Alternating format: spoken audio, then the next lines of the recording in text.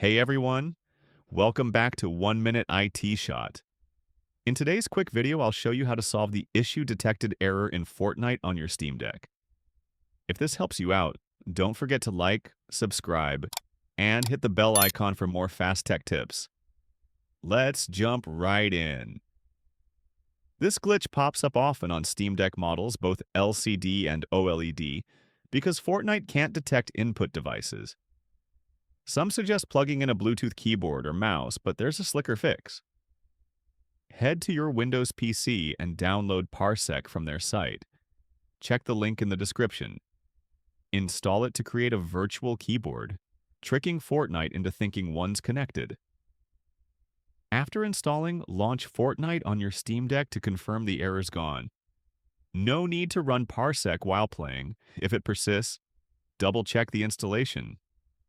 If you no longer need Parsec, uninstall it to keep your system clean. That's the easy way to keep gaming smoothly.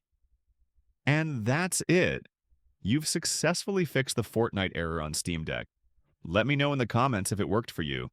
If you found this helpful, hit that like button, subscribe to 1 Minute IT Shot, and I'll see you in the next one.